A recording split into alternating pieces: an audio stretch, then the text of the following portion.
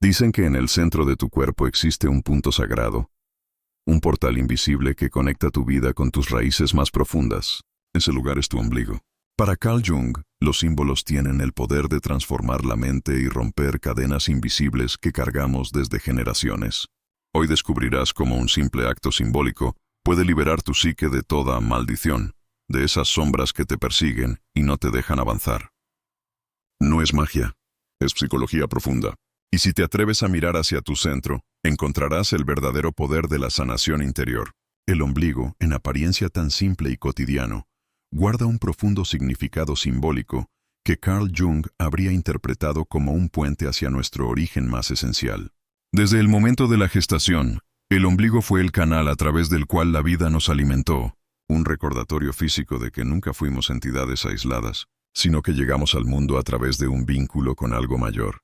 Jung afirmaba que los símbolos no son meros adornos de la mente, sino expresiones vivas del inconsciente, portadores de verdades que escapan a la razón lógica. En este sentido, el ombligo se transforma en un signo de conexión con las fuerzas primordiales de la vida, con la totalidad de la psique y con la memoria ancestral que cada ser humano lleva dentro. Cuando pensamos en el ombligo como centro, no solo lo vemos como una marca corporal, sino como un punto de referencia para la conciencia. Jung sostenía que todo símbolo auténtico apunta a una realidad más profunda de la que somos conscientes. El ombligo, entonces, no es solo la cicatriz que quedó del cordón umbilical, sino la señal de que hemos estado ligados a una fuente, a una matriz que nos sostuvo antes de adquirir nuestra individualidad. Este detalle, aparentemente biológico, se convierte en metáfora psicológica. Todos los seres humanos vivimos con la huella de esa unión, y de alguna manera, buscamos durante toda nuestra vida recuperar esa conexión con lo absoluto, con el origen de nuestro ser. Desde la óptica junguiana, el ombligo puede entenderse también como un símbolo del inconsciente colectivo. Así como todos compartimos la experiencia biológica de haber estado unidos a nuestra madre por medio del cordón, también compartimos una herencia psíquica que nos conecta con la totalidad de la humanidad. Ese inconsciente colectivo está lleno de arquetipos, imágenes universales que emergen en los mitos, los sueños y las religiones. El ombligo se convierte en una especie de recordatorio corporal de ese cordón invisible que aún nos une a lo universal, aunque muchas veces lo olvidemos en medio de la vida moderna y racionalizada. Colocar algo en el ombligo, como sugiere el título simbólico, puede leerse desde la perspectiva ritual. Jung insistía en que los actos simbólicos tienen un impacto real en la psique porque hablan el lenguaje del inconsciente. Cuando realizamos un gesto cargado de intención, el inconsciente lo percibe como una señal de transformación. No es el objeto en sí lo que rompe una supuesta maldición, sino el significado profundo que le damos al acto. En este caso, centrar la atención en el ombligo es volver al punto de origen, reconocer la conexión con la vida y abrirse a la posibilidad de sanar desde la raíz. El símbolo funciona como catalizador de un cambio interior. El ombligo también es, en cierto modo, el centro geográfico del cuerpo. Jung hablaba de la importancia de encontrar el centro psíquico, el self, que no es el ego, sino la totalidad de la personalidad integrada. Al enfocar nuestra atención en el ombligo, estamos recordando que necesitamos un punto de equilibrio, un eje en torno al cual nuestra vida interior pueda girar. Así como el ombligo está en el medio del cuerpo, el self se encuentra en el medio de la psique, sosteniendo la armonía entre lo consciente y lo inconsciente. Por eso, el acto de reconocerlo adquiere un valor psicológico. Nos recuerda que debemos volver al centro cuando nos sentimos perdidos o fragmentados. En muchas culturas antiguas, el ombligo fue considerado un lugar sagrado. Los griegos hablaban de Delfos como el ómfalos, el ombligo del mundo, un punto desde donde los hombres podían comunicarse con lo divino.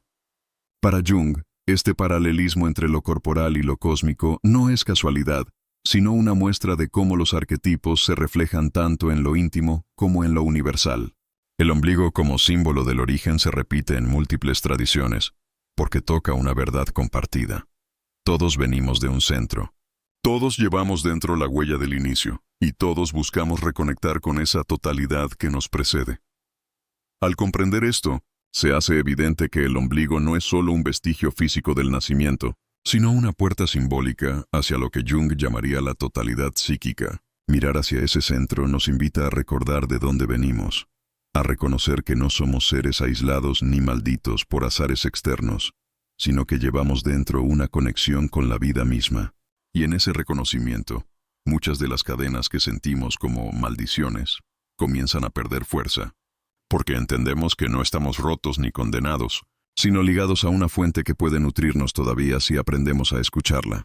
Las maldiciones en el lenguaje cotidiano suelen entenderse como fuerzas externas que caen sobre una persona para traer desgracia, dolor o estancamiento. Sin embargo, desde la perspectiva de Carl Jung, gran parte de aquello que percibimos como una maldición tiene más que ver con el mundo interior que con poderes ajenos. Jung hablaba de la sombra como el conjunto de aspectos reprimidos, ocultos o negados de nuestra propia personalidad. Son partes que no queremos reconocer porque chocan con la imagen que deseamos dar al mundo o porque fueron rechazadas en nuestra infancia y quedaron relegadas al inconsciente. Estas fuerzas no desaparecen por ignorarlas. Al contrario, se acumulan y se proyectan hacia afuera, apareciendo como obstáculos, malas experiencias o incluso como la sensación de estar bajo una maldición. Cuando alguien dice sentirse perseguido por la mala suerte, a menudo está describiendo el peso de su propia sombra actuando de forma inconsciente. La sombra puede manifestarse en relaciones tóxicas repetidas, en decisiones impulsivas que generan fracaso o en patrones de autosabotaje que parecen inevitables. Jung señalaba que mientras la sombra no sea reconocida e integrada, el individuo seguirá viéndola como un enemigo exterior. En este sentido, las maldiciones no son hechizos lanzados desde fuera, sino cadenas que nosotros mismos reforzamos al no enfrentar lo que llevamos dentro. Creemos escapar del problema, pero el inconsciente lo proyecta una y otra vez en las circunstancias de nuestra vida, como si existiera una fuerza invisible que nos quisiera detener. Integrar la sombra no significa eliminarla, sino reconocerla como parte legítima de nuestra psique. Jung afirmaba que dentro de la sombra no solo habitan los aspectos negativos, sino también talentos, energías y posibilidades que reprimimos por miedo o por presión social. Al negar esas partes, nos volvemos incompletos, y esa incompletud se vive como un destino adverso. Lo que llamamos maldición puede ser, en verdad, la voz del inconsciente que nos exige mirar lo que hemos escondido demasiado tiempo. Un ejemplo cotidiano es la persona que se siente permanentemente rechazada por los demás. Puede culpar al mundo, a la mala suerte o a un supuesto mal deseo lanzado sobre ella. Pero si explora su sombra, descubrirá quizá un miedo profundo al abandono no resuelto en su infancia, que la lleva a relacionarse de manera insegura y a atraer experiencias que refuercen ese dolor. Jung también subrayaba que cuando no reconocemos la sombra, ésta se proyecta sobre otros. Vemos en los demás defectos que en realidad nos pertenecen, y esa proyección distorsiona la manera en que vivimos. Así se alimenta la creencia en maldiciones. Pensamos que son los otros los que nos hacen daño, que la vida conspira contra nosotros, cuando en realidad nuestro inconsciente nos está mostrando lo que negamos en nosotros mismos.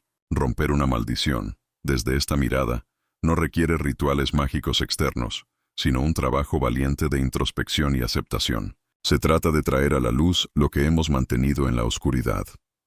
Al aceptar la sombra, la carga de la supuesta maldición comienza a transformarse. Lo que antes aparecía como un enemigo se convierte en una fuente de energía. Jung decía que enfrentarse a la sombra era un paso indispensable en el camino hacia la individuación, el proceso de convertirse en uno mismo. Solo cuando dejamos de luchar contra esas fuerzas internas podemos integrarlas y convertirlas en aliadas. Una persona que reconoce su agresividad, por ejemplo, deja de proyectarla en los demás y aprende a canalizarla como determinación o coraje. De pronto, aquello que parecía una fuerza destructiva se convierte en motor de vida. La maldición se rompe porque ya no se vive como un peso exterior, sino como una parte interior transformada. En muchas culturas, la idea de maldición está asociada a los ancestros, a las herencias familiares que pasan de generación en generación. Jung hablaba de los complejos como esos núcleos emocionales cargados de energía que se transmiten de manera inconsciente. Un complejo no resuelto en una familia puede repetirse en los descendientes, generando la impresión de que existe una maldición heredada. Sin embargo, lo que realmente sucede es que el inconsciente colectivo familiar sigue reproduciendo los mismos patrones hasta que alguien se atreve a mirarlos de frente. El proceso de integrar la sombra no es solo individual. También puede liberar a toda una línea familiar de dinámicas repetitivas que parecen inquebrantables. Por eso, cuando hablamos de maldiciones desde la psicología profunda, no se trata de negar las experiencias difíciles, ni de reducirlas a simples fantasías, sino de comprender su raíz simbólica. Lo que el lenguaje popular llama maldición, Jung lo traduciría como un conflicto no resuelto con la sombra, un contenido inconsciente que pide ser reconocido. La liberación comienza al dejar de culpar al exterior y mirar hacia adentro, con la conciencia de que el verdadero enemigo no está afuera, sino en lo que hemos preferido ignorar. La valentía de ese gesto abre un espacio de transformación que ninguna superstición podría otorgar por sí sola. En última instancia, lo que Jung nos enseña es que las maldiciones se rompen al iluminar lo inconsciente. Mientras sigamos huyendo de nuestras sombras, viviremos atrapados en patrones que parecen dictados por un destino cruel. Pero cuando tenemos el valor de enfrentarlas, descubrimos que no eran cadenas externas, sino llaves escondidas en la oscuridad de nuestra psique. Allí, donde parecía haber una condena, encontramos la posibilidad de integrarnos y avanzar hacia la plenitud. El acto de colocar algo en el ombligo, aunque pueda parecer extraño o incluso insignificante desde una mirada superficial, adquiere una profunda relevancia cuando se interpreta desde el lenguaje de los símbolos y la psicología profunda de Carl Jung. Para él, los símbolos no eran simples adornos de la mente, sino puentes que permiten al inconsciente comunicarse con la conciencia. En este sentido, un gesto simbólico, por más sencillo que sea, puede transformarse en un catalizador de procesos internos que difícilmente se alcanzarían con el razonamiento lógico. Colocar algo en el ombligo no es simplemente un ritual físico, sino una acción cargada de intención que despierta memorias arquetípicas y activa fuerzas psíquicas escondidas en nuestro interior. Cuando se realiza un acto simbólico, el inconsciente lo recibe como una señal, una invitación al cambio. Jung insistía en que el inconsciente no habla en palabras racionales, sino en imágenes, símbolos, gestos y sueños. Así, poner un objeto en el ombligo puede interpretarse como devolver atención a nuestro centro, como un recordatorio tangible de que la vida tiene un origen y que ese origen sigue vivo dentro de nosotros. Es un lenguaje que la psique comprende. No importa si la mente racional lo descarta como un gesto sin lógica. Lo esencial es que el inconsciente lo interpreta como un movimiento hacia la integración y la sanación. Los rituales siempre han existido en la historia de la humanidad precisamente porque tocan este nivel simbólico. Desde los antiguos pueblos que realizaban ofrendas a los dioses, hasta las prácticas espirituales modernas, el ser humano ha sentido la necesidad de traducir sus anhelos y miedos en actos visibles. Para Jung, estos rituales son expresiones del inconsciente colectivo, maneras universales de canalizar energías psíquicas que de otra forma permanecerían reprimidas. En este caso, el ombligo es el lugar ideal para este gesto porque está ligado a la memoria del nacimiento, al vínculo con la madre, a la nutrición y al origen de la vida misma. Tocar ese punto o colocar algo allí es reencontrarse con la raíz de nuestro ser. Este acto simbólico también tiene un efecto psicológico poderoso porque dirige nuestra atención a una zona que normalmente olvidamos. El ombligo es un centro físico y, al mismo tiempo, una metáfora del centro psíquico. Jung hablaba del self como el núcleo de la psique, el verdadero centro que equilibra lo consciente y lo inconsciente. El ego suele sentirse como el centro de nuestra existencia, pero en realidad es solo una parte de un todo mucho mayor. Al llevar nuestra atención al ombligo con un gesto ritual, sin saberlo estamos recordando que existe un centro más profundo que nos sostiene, un núcleo al que debemos regresar para no perder el equilibrio.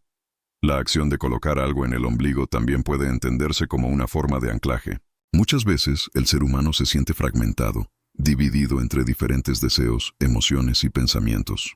Esa fragmentación genera ansiedad, la sensación de estar perdido o incluso de estar bajo una maldición que no le permite avanzar. El gesto simbólico funciona entonces como un recordatorio corporal de unidad. Todo vuelve al centro, todo regresa al punto de origen. Jung subrayaba que la psique necesita símbolos para ordenar el caos interior, y este tipo de ritual actúa como una brújula silenciosa que devuelve al individuo la sensación de dirección. Además, no se puede olvidar que el inconsciente responde de manera muy sensible a la intención. No es tanto el objeto que se coloca en el ombligo lo que importa, sino la intención con la que se hace. Si se realiza con la convicción de sanar, de romper cadenas o de reconectar con el origen, esa intención se convierte en energía psíquica movilizadora. Jung hablaba del principio de sincronicidad, según el cual la psique y el mundo exterior se conectan a través de significados. Un pequeño acto simbólico cargado de intención puede entonces abrir la puerta a coincidencias significativas en la vida cotidiana, que se sienten como señales de que algo ha cambiado internamente. Es fundamental comprender que, para Jung, los símbolos tienen el poder de transformar no porque contengan magia externa, sino porque activan fuerzas internas que estaban dormidas. Colocar algo en el ombligo se convierte en un gesto de reconciliación con el propio cuerpo, con la historia personal y con la memoria ancestral. Es un recordatorio de que no estamos desconectados ni condenados, sino que tenemos la posibilidad de reconectarnos con la fuente de la vida que siempre ha estado dentro de nosotros. En última instancia, este acto simbólico puede ser visto como una metáfora del proceso de individuación. La individuación, según Jung, es el camino por el cual una persona integra todas las partes de sí misma para convertirse en un ser completo. Cada gesto, cada símbolo, cada ritual que nos devuelve al centro, puede considerarse un paso en ese camino. Colocar algo en el ombligo con intención y conciencia es como decirle al inconsciente: estoy dispuesto a volver a mi origen, a reconocer mi totalidad y a dejar atrás aquello que me fragmenta. Ese acto sencillo se convierte así en una llave que abre la puerta hacia la transformación interior. El ombligo puede ser entendido como un símbolo que conecta no solo con nuestro origen biológico, sino también con una dimensión mucho más amplia: la memoria ancestral y el inconsciente colectivo.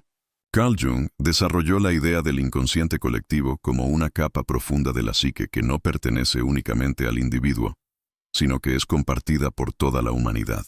Allí residen imágenes, símbolos y energías universales que él llamó arquetipos, los cuales emergen en mitos, religiones, sueños y rituales de todas las culturas. Cuando pensamos en el ombligo como un portal, no estamos hablando únicamente de una cicatriz física en el cuerpo, sino de un punto que nos recuerda que formamos parte de una red mucho más extensa que trasciende lo personal. Es como si ese centro del cuerpo guardara la huella de nuestra pertenencia a algo mayor que nosotros mismos. La experiencia de haber estado unidos por el cordón umbilical a nuestra madre se convierte en una metáfora de cómo todos los seres humanos estamos conectados a una matriz universal. Así como el cordón nos alimentó en el vientre, el inconsciente colectivo nos nutre con símbolos que orientan nuestra existencia. Jung sostenía que estos arquetipos no son invenciones arbitrarias, sino estructuras universales que guían nuestro desarrollo psíquico. Cuando una persona sueña con la madre, el héroe o la sombra, no está inventando esas imágenes de la nada. Está contactando con patrones que han existido desde siempre en la psique humana. El ombligo, como centro corporal, se convierte en el recordatorio físico de esa conexión con la matriz universal. En muchas tradiciones antiguas, el ombligo fue considerado un lugar sagrado. Los griegos, por ejemplo, colocaron en Delfos la piedra conocida como el ómfalos, el ombligo del mundo, que simbolizaba el punto de conexión entre los hombres y lo divino. No es casualidad que diferentes culturas, sin conocerse entre sí, hayan señalado el ombligo como símbolo de unión con fuerzas superiores. Esto coincide con lo que Jung describía como manifestaciones del inconsciente colectivo. Símbolos que surgen espontáneamente en lugares y épocas distintas porque expresan verdades compartidas por toda la humanidad. Al mirar nuestro propio ombligo como un portal, entramos en sintonía con esa visión ancestral que lo reconocía como el punto de acceso a lo sagrado y a lo universal. Cuando una persona coloca algo en su ombligo de manera ritual, más allá de lo que ese objeto pueda significar, está realizando un acto de reconexión con esa memoria ancestral. El inconsciente entiende este gesto como una llamada a despertar energías que provienen de lo profundo. Jung explicaba que cuando la conciencia se conecta con el inconsciente colectivo, pueden surgir experiencias de sanación, inspiración y transformación. Es como si el individuo se enchufara de nuevo a una fuente de sabiduría que trasciende su biografía personal. En ese contacto, las heridas y las cadenas que llamamos maldiciones pueden empezar a perder fuerza, porque se iluminan con la luz de una verdad más amplia. Somos parte de algo inmenso y lleno de recursos simbólicos. Los arquetipos de sanación están presentes en todas las culturas. Figuras como el chamán, el curandero, el anciano sabio o la diosa madre son representaciones de esa energía que repara y equilibra. Cuando alguien realiza un acto simbólico con el ombligo, de forma consciente o inconsciente, puede estar activando precisamente esos arquetipos. El gesto despierta una resonancia en la psique que convoca a la energía sanadora que siempre ha estado disponible. Jung decía que el inconsciente colectivo no es un depósito muerto de imágenes, sino un sistema vivo que responde a nuestras necesidades psicológicas. Así, el ombligo se convierte en una especie de antena que nos pone en contacto con esa red universal de significados y fuerzas. También es importante recordar que para Jung, la sanación no venía de negar la oscuridad, sino de integrarla. El contacto con el inconsciente colectivo a través de símbolos puede traer tanto luz como sombra. Al abrir este portal simbólico, no solo se despiertan arquetipos de protección y sanación, sino también aquellos que nos confrontan con nuestros miedos y limitaciones. Sin embargo, este encuentro no es negativo, sino necesario, porque al integrar esas energías podemos avanzar hacia un estado de mayor plenitud. La aparente maldición que sentimos muchas veces es, en realidad, la invitación del inconsciente a mirar lo que hemos dejado de lado y a reconectarnos con nuestras raíces universales. Cuando comprendemos el ombligo como un símbolo de conexión con la memoria ancestral, también se transforma nuestra visión de nosotros mismos. Dejamos de vernos como individuos aislados y comenzamos a reconocernos como herederos de una historia colectiva, portadores de imágenes y fuerzas que nos superan. Esto genera un sentimiento de pertenencia y de sentido, algo fundamental para la psique.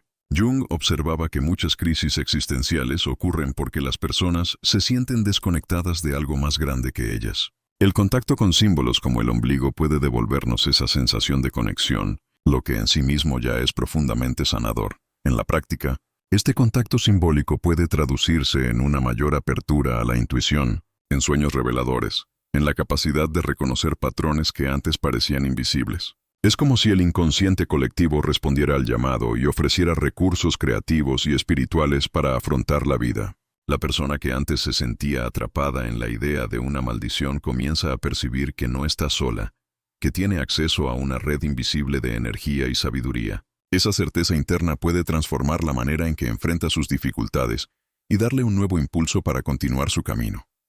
En definitiva, el ombligo como portal hacia la memoria ancestral y el inconsciente colectivo no es una idea esotérica sin fundamento, sino una expresión de cómo los símbolos pueden abrirnos a niveles profundos de la psique. Carl Jung mostró que, al trabajar con estos símbolos, el ser humano puede acceder a fuerzas de sanación y de integración que no provienen del mundo racional, sino de un estrato más hondo y compartido de la existencia. Allí, en ese contacto con lo universal, es donde las cadenas que sentimos como maldiciones pueden empezar a romperse, revelando que siempre hemos estado conectados con una fuente de vida y sabiduría que nos sostiene desde el principio. Para Carl Jung, la intención era un factor decisivo en todo proceso de transformación psíquica. No se trataba solamente de lo que una persona hacía en términos externos, sino de la carga de sentido con la que lo hacía. El inconsciente no responde al lenguaje frío de la lógica racional, sino al lenguaje simbólico y emocional que se expresa a través de gestos, imágenes y actos significativos. Por eso, el poder de la intención puede convertir un acto aparentemente simple, como colocar algo en el ombligo, en una acción cargada de energía transformadora. Lo que cambia no es el objeto ni el gesto en sí, sino la manera en que la psique interpreta el significado que hay detrás. Cuando una persona realiza ese acto con plena concentración y con la intención de sanar o liberarse de lo que la oprime, su inconsciente lo percibe como un mensaje claro de apertura al cambio. Jung subrayaba que el inconsciente siempre responde al contenido emocional. No basta con pensar fríamente en querer cambiar. Es necesario que la emoción y la voluntad se unan para movilizar la energía psíquica. La intención, en este sentido, funciona como una chispa que enciende el proceso de transformación. Cuando alguien concentra su atención en un símbolo, lo carga de valor, lo convierte en un puente entre lo consciente y lo inconsciente. El acto simbólico se vuelve poderoso no por el objeto en sí, sino porque representa algo mucho más grande. El inconsciente reconoce esa representación y comienza a mover fuerzas internas que antes permanecían bloqueadas. La psicología profunda nos muestra que gran parte de nuestras dificultades vienen de contenidos reprimidos que no logramos integrar. Estos contenidos se manifiestan en patrones repetitivos que parecen inamovibles, como si fueran maldiciones que nos persiguen. La intención consciente de romper esos patrones tiene un efecto inmediato. Dirige la energía hacia la liberación. Jung decía que lo que no se hace consciente se manifiesta en la vida como destino. Cuando una persona actúa con intención, está tomando la decisión de hacer consciente aquello que ha estado en la sombra, y ese simple gesto marca la diferencia entre seguir atrapado en la repetición o abrirse a una nueva posibilidad. El principio de sincronicidad, propuesto por Jung, También ayuda a entender por qué la intención tiene tanto poder. La sincronicidad describe cómo ciertos acontecimientos en el mundo exterior parecen coincidir con estados internos de una manera significativa, aunque no exista una relación de causa y efecto tradicional. Cuando alguien actúa con una intención clara, su psique se alinea con esa expectativa y comienza a percibir conexiones y coincidencias que refuerzan su propósito. Así, un pequeño ritual simbólico cargado de intención puede abrir la puerta a experiencias externas que parecen confirmar y fortalecer el proceso de cambio. No es magia en un sentido sobrenatural, sino la capacidad del inconsciente para organizar la experiencia de manera que el mundo interior y el mundo exterior resuenen en sintonía. El poder de la intención también se observa en los rituales colectivos. A lo largo de la historia, las culturas han utilizado ceremonias y ofrendas como formas de expresar anhelos compartidos de sanación, protección o prosperidad. Jung interpretaba estas prácticas como expresiones del inconsciente colectivo.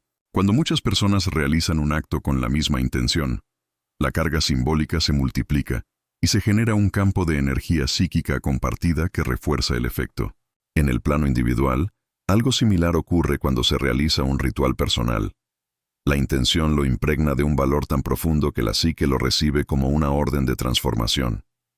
No es extraño que personas que practican actos simbólicos con convicción experimenten un cambio real en sus vidas. Esto no se debe a una acción mágica externa, sino al hecho de que su inconsciente responde a la señal y reorganiza su manera de percibir y actuar en el mundo. Una persona que realiza un gesto cargado de intención de liberarse, por ejemplo, puede comenzar a sentirse más fuerte para dejar atrás relaciones dañinas o hábitos destructivos. La intención ha movido la energía de la psique y, como consecuencia, su comportamiento y sus decisiones empiezan a cambiar. La ciencia moderna también reconoce el poder de la intención a través de conceptos como el efecto placebo. Cuando una persona cree profundamente en que un tratamiento o un gesto tendrá un efecto positivo, su cuerpo y su mente responden como si realmente hubiera ocurrido una intervención poderosa. Jung habría visto en el placebo un ejemplo más de cómo la intención moviliza fuerzas internas que tienen un impacto real en la experiencia. Lo mismo ocurre con los actos simbólicos. No se trata del objeto que se coloca en el ombligo ni de la materialidad del gesto, sino de la convicción y la dirección de la energía psíquica que lo acompañan. El poder de la intención no significa que todo se resuelva de manera inmediata o sin esfuerzo. Para Jung, los símbolos y los rituales son puertas, no soluciones mágicas en sí mismas. Abrir una puerta es solo el comienzo. Después es necesario atravesarla y recorrer el camino de la transformación. La intención marca el inicio del viaje, pero el compromiso de enfrentar la sombra, integrar los arquetipos y avanzar hacia la individuación es un proceso continuo. Sin embargo, sin esa primera chispa, sin esa decisión consciente de querer cambiar, el camino nunca comienza. En última instancia, la intención funciona como una brújula interior. Cuando alguien coloca algo en su ombligo con la intención clara de romper una maldición, no está luchando contra fuerzas externas, sino comunicando a su propia psique que está listo para liberarse de aquello que lo aprisiona. El inconsciente recibe el mensaje, la energía se reordena y la vida comienza a responder de manera distinta. Así, el poder de la intención no solo transforma el mundo interno, sino que también genera un eco en el mundo externo, produciendo cambios que parecen milagrosos, pero que en realidad son el reflejo de una voluntad alineada con la totalidad del ser. Romper una maldición, desde la perspectiva de Carl Jung, no es un acto externo que dependa de hechizos o fuerzas mágicas, sino un proceso interno de integración y liberación. Lo que se percibe como una maldición en la vida muchas veces corresponde a patrones inconscientes, traumas no resueltos o aspectos de la sombra que siguen ejerciendo influencia sobre la personalidad. La individuación, que Jung describía como el camino hacia la plenitud del ser, consiste justamente en atravesar estas cadenas invisibles para alcanzar una vida auténtica y completa. Entender la ruptura de una maldición como proceso de individuación implica reconocer que las limitaciones, las repeticiones dolorosas y los bloqueos no son castigos externos, sino oportunidades de transformación interior. La individuación comienza con el reconocimiento de que el ego, esa parte consciente que creemos que somos, no es toda la personalidad. Existe un yo más profundo, el self, que representa la totalidad psíquica, incluyendo tanto lo consciente como lo inconsciente. El ego tiende a resistirse a esta verdad porque le gusta sentirse dueño absoluto de la vida. Sin embargo, Cuando se ignoran los contenidos del inconsciente, estos se manifiestan en forma de síntomas, accidentes, relaciones conflictivas o lo que en un lenguaje más mítico se podría llamar maldiciones. La individuación exige que el ego ceda y permita que lo inconsciente se exprese, que se mire aquello que ha sido reprimido y se integre en la personalidad consciente. En ese acto, las maldiciones comienzan a perder poder porque dejan de operar desde la sombra. Jung veía este proceso reflejado en innumerables mitos y cuentos, donde el héroe debe romper un hechizo para liberar un reino o despertar a una princesa dormida. Estos relatos no eran simples fantasías, sino representaciones simbólicas de la psicología humana. La maldición representa el estado de estancamiento en el que vive la psique, cuando no se enfrenta a la sombra ni a los arquetipos internos. El héroe es la parte consciente que se atreve a descender al inconsciente, a enfrentarse con dragones, brujas o demonios, y al hacerlo rompe el hechizo que mantenía paralizada a la vida. Así funciona también la individuación. Es un viaje heroico que requiere atravesar el dolor y el miedo para acceder a la libertad. La ruptura de una maldición interior se relaciona también con la capacidad de resignificar la propia historia. Muchas personas sienten que están atadas a un destino inquebrantable porque repiten patrones familiares, cargan con culpas heredadas o viven bajo la influencia de creencias limitantes. Jung hablaba de los complejos como núcleos de energía emocional que actúan de manera autónoma dentro de la psique. Estos complejos pueden dar la sensación de que una fuerza extraña gobierna la vida, como si fuera una maldición. Pero cuando se traen a la conciencia y se comprenden en su contexto, dejan de dominar desde las sombras y se transforman en fuentes de autoconocimiento. La individuación consiste justamente en desenredar estos complejos, enfrentarlos sin miedo y darles un lugar dentro de la totalidad psíquica. Romper la maldición implica también reconciliarse con los arquetipos que emergen desde el inconsciente colectivo. Uno de los más poderosos es la sombra, pero no es el único. Están también el ánima y el animus, que representan los aspectos femeninos en el hombre y masculinos en la mujer, y cuya integración es fundamental para alcanzar el equilibrio. Mientras estos arquetipos permanezcan reprimidos o rechazados, se experimentarán como fuerzas hostiles que sabotean la vida. Pero cuando se reconocen y se integran, aportan energía, creatividad y profundidad. Así, lo que antes parecía una condena, se convierte en un recurso. Jung insistía en que no hay luz sin sombra y que la plenitud solo se alcanza al abrazar ambos polos de la experiencia. El camino hacia la individuación no es sencillo. Jung advertía que enfrentarse con lo inconsciente puede ser aterrador porque nos obliga a cuestionar las certezas que el ego ha construido. Sin embargo, la recompensa es inmensa. La posibilidad de vivir una vida que no esté gobernada por cadenas invisibles, sino guiada por la autenticidad del self. Lo que la cultura popular llama romper una maldición, Jung lo describía como integrar la psique, sanar la división interna y recuperar la conexión con el centro del ser. Es un acto de valentía espiritual que exige mirar hacia adentro en lugar de culpar a lo externo. Un aspecto clave en este proceso es la responsabilidad personal. Mientras se crea que la causa de la desgracia viene siempre de afuera, se permanece atrapado en la impotencia. Jung enseñaba que cada dificultad, cada experiencia dolorosa, es una expresión del inconsciente que busca ser reconocida.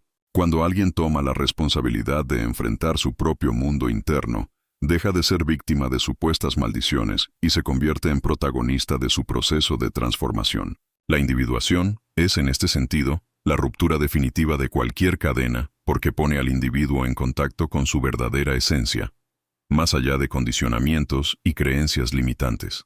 Al final, romper una maldición es otra forma de hablar del viaje hacia la totalidad. No es un acto mágico ni instantáneo, sino un proceso profundo de autodescubrimiento. Se trata de escuchar las voces del inconsciente, integrar las sombras, reconciliarse con los arquetipos y abrirse a la guía del self. Cada paso en este camino libera un poco más de energía, disuelve un poco más de oscuridad y acerca al individuo a la experiencia de una vida plena. Para Jung, esa es la verdadera liberación. Dejar de ser esclavos de lo inconsciente para convertirnos en seres completos, capaces de vivir con autenticidad y sentido. Allí es donde toda maldición, entendida como repetición ciega de patrones inconscientes, encuentra su fin. Al final, lo que llamamos maldiciones no son fuerzas externas que nos condenan, sino fragmentos de nuestra propia psique que esperan ser reconocidos. Carl Jung nos enseñó que los símbolos, los rituales y los gestos cargados de intención son puertas hacia la sanación interior. El ombligo, como centro de nuestro ser, nos recuerda que nunca hemos estado desconectados. Seguimos unidos a una fuente ancestral de vida y significado. Romper una maldición es, en realidad, despertar, mirar de frente a la sombra y reconciliarnos con todas nuestras partes. Es elegir el camino de la individuación, el viaje hacia la totalidad, donde descubrimos que la verdadera libertad no está afuera, sino en la integración profunda de lo que somos. Y es ahí, en ese regreso a nuestro centro, donde toda cadena se rompe y todo destino puede transformarse.